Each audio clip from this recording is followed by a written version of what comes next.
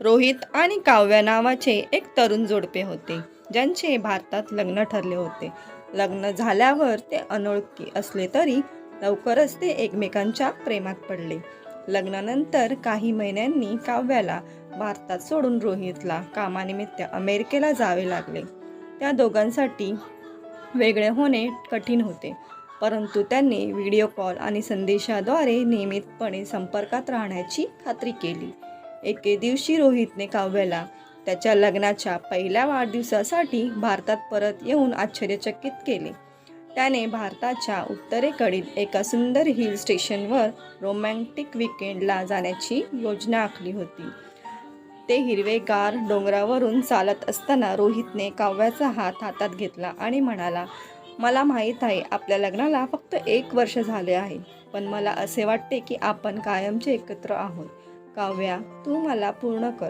काव्याच्या डोळ्यात अश्रू तरळले, कारण तिने उत्तर दिले, "मलाही असेच वाटते रोहित. तू माझा जीवलग आहेस आणि मी तुझ्याशिवाय जीवनाची कल्पनाही करू शकत नाही."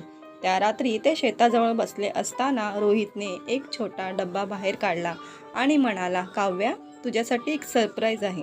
त्याने एक सुंदर हिऱ्याची अंगठी उघडण्यासाठी बॉक्स उघडला. काव्या आश्चर्यचकित होऊन म्हणाली, "रोहित, सुंदर आहे, पण का?" रोहितने तिला हातात घेतला आणि म्हणाला, "मला माहीत आहे की आपल्या आधीच लग्नाच्या अंगठीची देवाणघेवाण केली आहे, पण मला आपल्या पहिल्या ॲनिव्हर्सरी दिनानिमित्त तुला काहीतरी खास द्यायचे होते. ही अंगठी माझ्या तुझ्यावरील प्रेमाचे प्रतीक आहे. काव्या, मी प्रेम करण्याचे वचन देतो आणि तुझे सदैव कदर करेन." काव्याने रोहितला घट्ट मिठी मारली आणि कुजबुजली, "माझंही तुझ्यावर प्रेम आहे रोहित. तू रोजचा दिवस एखाद्या परीकथेसारखा वाटतोस." त्या दिवसापासून रोहित आणि काव्याने प्रत्येक दिवशी त्यांचे प्रेम साजरे करायचे ठरवले. मग ते एकत्र असोत किंवा वेगळे, त्यांची प्रेम कहाणी नुकतीच सुरू झाली आहे हे त्यांना माहीत होते आणि ते त्यांना पुढे कुठे घेऊन जाणार हे पाहण्यासाठी उत्सुकता होते. जसजसे वर्ष सरत गेले तसतसे रोहित आणि काव्याचे प्रेम अधिकच घट्ट होत गेले. त्यांनी जाड आणि पातळ माध्यमातून एकमेकांना आधार दिला आणि त्यांचे बंध त्यांच्या सभोवतालच्या प्रत्येकासाठी प्रेरणा बनले. व्यस्त वेळापत्रक असूनही त्यांनी नेहमी एकमेकांसाठी वेळ काढला. ते विचारपूर्वक हावभाव करून एकमेकांना आश्चर्यचकित करतील, जसे की त्यांचे आवडते जेवण शिजवणे किंवा घराभोवती प्रेमाच्या नोट्स सोडणे. ते वेगळे असतानाही त्यांना जोडलेले राहण्याचे मार्ग सापडले. ते एकमेकांना काळजी पॅकेज आणि व्हिडिओ संदेश पाठवतील आणि शक्य तितक्या लवकर भेटण्याची योजना बनवतील. एके दिवशी रोहितने काव्याला पुन्हा आश्चर्यचकित केले. यावेळी पॅरिसच्या सहलीने त्यांनी सीन नदीच्या काठी फिरले, आयफेल टॉवरला भेट दिली आणि स्वादिष्ट फ्रेंच पाककृतीचा स्वाद घेतला. ते एका विचित्र कॅफेजवळ बसले असता रोहितने काव्याचा हात हातात घेतला आणि म्हणाला, "काव्या, मला तुला काही विचारायचं आहे."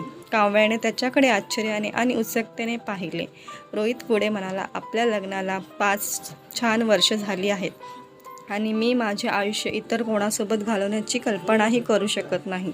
काव्या, तू माझ्यासोबत तुझ्या नवसाचे नूतनीकरण करशील आणि माझ्यावर कायम प्रेम करण्याचे वचन देशील का?" "हो" म्हणताच काव्याच्या डोळ्यात अश्रू आले आणि त्यांनी उत्कंठेने चुंबनाने आपल्या वचनावर शिक्कामोर्तब केले. त्यांची प्रेमकथा उलगडत राहिली, आश्चर्याने भरलेली, रोमांच आणि सर्वात महत्त्वाचे म्हणजे एकमेकांबद्दल अतूट प्रेम आणि आदर. रोहित आणि काव्या हे प्रेमाच्या सामर्थ्याचे पुरावे होते आणि त्यांची कहाणी आज म्हणून कायम स्मरणात राहील.